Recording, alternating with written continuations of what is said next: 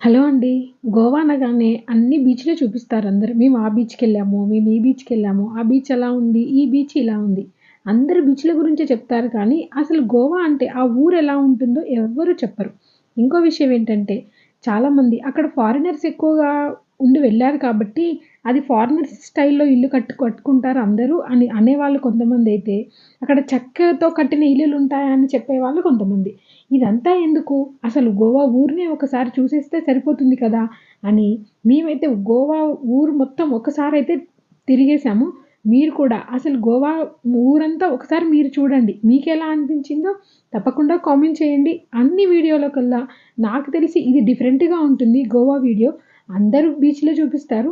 నేను కొద్దిగా డిఫరెంట్‌గా ఊరు చూపిద్దాం అనుకుంటున్నాను. మీకు బీచే కావాలి అనుకుంటే మన ఛానల్‌లో మేము బీచ్‌లో ఎలా వెళ్ళామో, ఎలా ఎంజాయ్ చేశామో కూడా వీడియో ఉంది. అది చూడండి.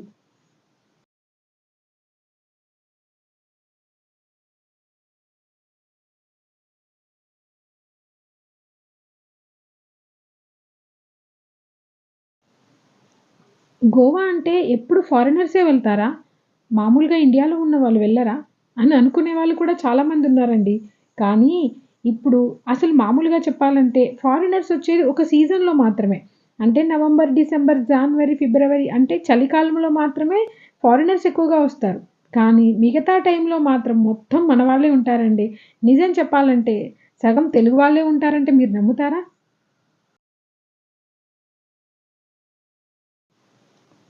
మామూలుగా గోవాలో ఉండే పీపుల్ ఎక్కువగా మాట్లాడేది కొంకణి భాష. కానీ మన వాళ్ళు ఎక్కువగా అది టూరిస్ట్ ప్లేస్ కాబట్టి ఎక్కువగా అన్ని ప్రదేశాల నుంచి, అన్ని దేశాల నుంచి కూడా గోవాకి వెళ్తుంటారు కాబట్టి వాళ్ళు ఎక్కువ హిందీ, ఇంగ్లీష్ అన్ని లాంగ్వేజెస్ మాక్సిమం మాట్లాడతారండి. మనం ఏ లాంగ్వేజ్‌లో మాట్లాడినా వాళ్ళకి అర్థమవుతుంది.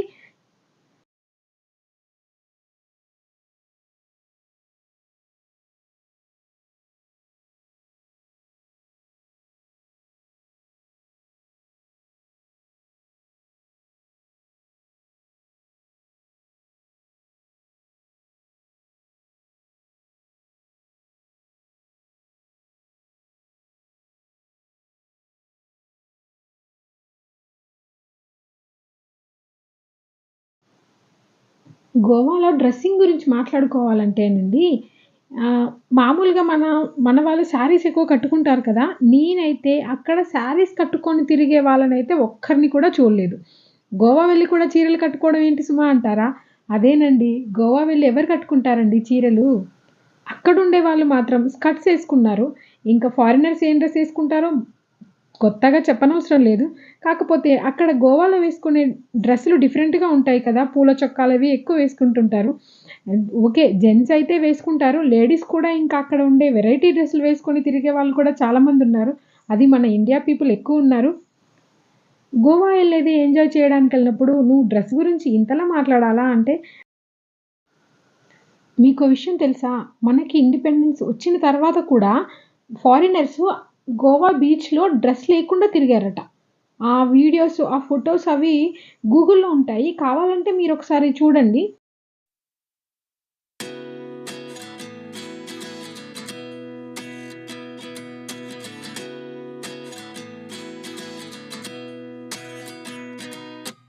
At 29 and I find myself wondering what did happen to the last 10. I ran away with my life, fast forward, never turn back again. ఇప్పుడు మన వాళ్ళైతే గోవాకి ఎక్కువగా ఎంజాయ్ చేయడానికే వెళ్తుంటారు బ్యాచిలర్స్ అని అనుకునే వాళ్ళు కూడా ఉన్నారు. ఓకే. బ్యాచిలర్స్ ఎక్కువగానే వస్తుంటారు. దాంతో పాటు ఈ మధ్య ఫ్యామిలీతో వెళ్లి ఎంజాయ్ చేసే వాళ్ళు కూడా ఎక్కువ మందే ఉన్నారు ఈ మధ్య కాలంలో. చాలామంది చెప్పినట్టు గోవాలో కొన్ని చెక్క ఇల్లులు కూడా ఉన్నాయండి. కాకపోతే వర్షమొచ్చినప్పుడు అవి తడవకుండా వాటి మీద కవర్లు కప్పారు. చాలా పెద్ద పెద్ద కవర్లు. అలా కూడా చూసాను నేను. కనిపిస్తాయి వీడియోలో అక్కడక్కడ చూడండి. ఇంకొక విషయం ఏంటంటే అక్కడ చర్చిలు ఎక్కువగా ఉంటాయి. మరీ నాకైతే బాగా కనిపించాయి. ప్రతి వీధికొక చర్చ్ అయితే ఉంది. అవి కూడా చాలా ఓల్డ్ అనమాట. ఎప్పుడో చాలా సంవత్సరాల క్రితం కట్టిన చర్చిలా ఉన్నాయి. చాలా ఓల్డ్‌వి. ఇంకా పాత బిల్డింగులు కూడా చాలా ఉన్నాయండి. ఒకసారి మీరు ఊరు చూస్తా ఉంటే తెలిసిపోతది మీకు. ఇంకొక విషయం ఏంటంటే ఎవరైనా ఒక కింద గ్రౌండ్ ఫ్లోరు, పైన ఫస్ట్ ఫ్లోర్ అలా కట్టుకున్నారనుకోండి ఇల్లు. ఒక ఒక ఫ్లోరు మామూలుగా రూమ్స్ చేసి ఇచ్చేసి, ఒక ఫ్లోర్‌లో ఓనర్లు కూడా ఉంటారు. అలా కూడా ఇస్తుంటారనమాట మనకి రెంట్‌కి.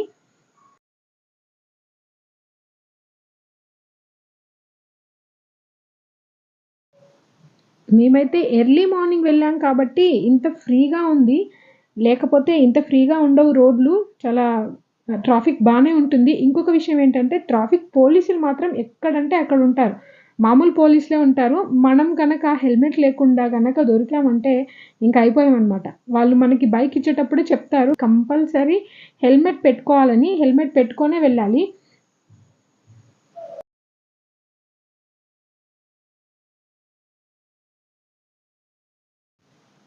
నాకైతే ఊరు మొత్తం తిరిగితే అర్థమైందేంటంటే, అక్కడ అమ్మే డ్రెస్సులు ఇంకెక్కడా దొరకవని. ఎందుకంటే అక్కడ వెరైటీ డ్రెస్సులున్నాయి. నాకు వెరైటీగా అనిపించాయి. అక్కడ అలాంటి డ్రెస్సులు ఇంకెక్కడా దొరకవని. ఇంకా అలాగే జీడిపప్పు అమ్మే షాపులు కూడా చాలా ఎక్కువగా అనిపించాయండి నాకు. జీడిపప్పుతో చేసే స్వీట్లు అవి కూడా కొంచెం ఎక్కువగానే పెట్టారు. ఇంకొక విషయం ఏంటంటే టాటూ షాపులు. టాటూ షాపులు కూడా చాలా ఎక్కువగా ఉన్నాయి. నేను మార్నింగ్ టైమ్‌లో వెళ్ళాను కాబట్టి ఇంకా కొన్ని ఓపెన్ చేయలేదు.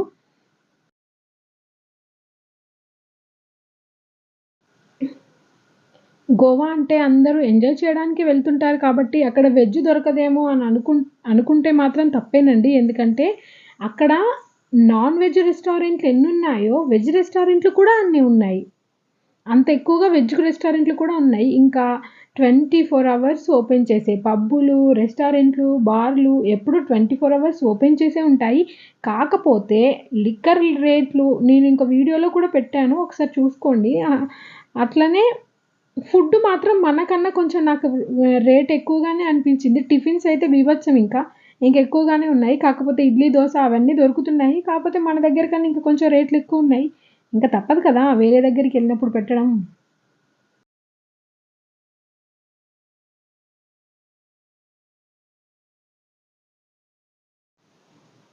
మనం బైక్ తీసుకున్నదే రెంట్‌కి. కానీ ఏ బీచ్‌కి వెళ్ళినా సరే పార్కింగ్ ఫీజు మాత్రం కట్టాలి. ఏ బీచ్ దగ్గరైనా సరే రూ. 50 పార్కింగ్ ఫీజు.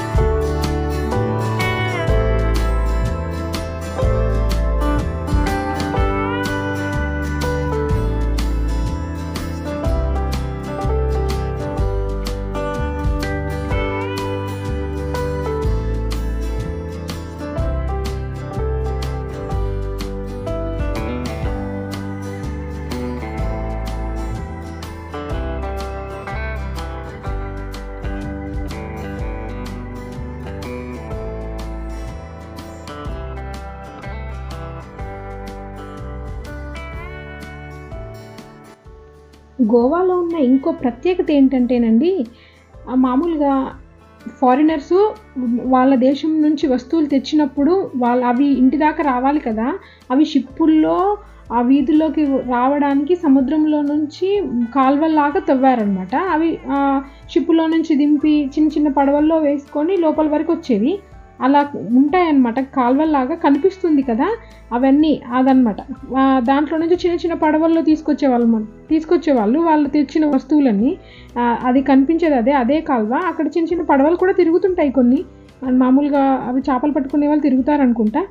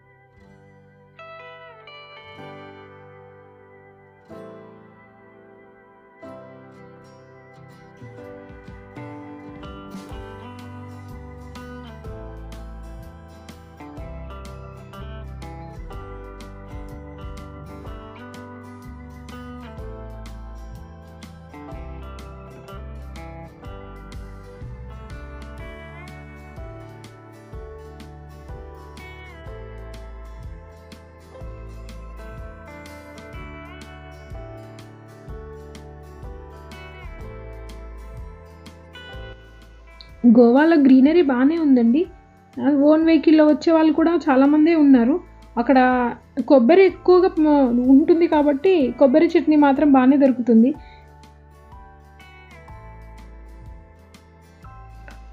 ఇంకా నేను చెప్పడం కాదు కానీ ఒకసారి ఈ వీడియో అంతా చూసేసి ఈ గోవా ఊరు మీకెలా అనిపించిందో చూస్తే ఇంకా కొత్త విషయాలు మీకేమైనా కనిపించాయో లేదో వీడియో చూసాక కామెంట్ చేయండి. వీడియో చూసిన తర్వాత ఆ ఊరు ఎలా ఉందో కూడా కామెంట్ చేయండి.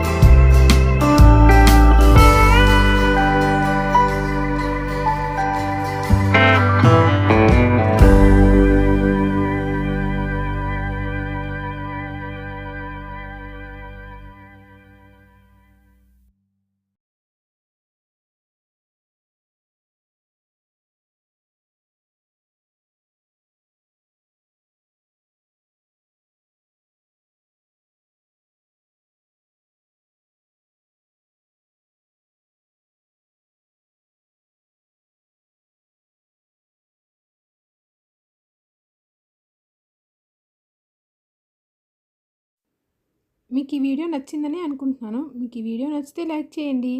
సబ్స్క్రైబ్ చేసుకోవడం మాత్రం మర్చిపోకండి. Thank you.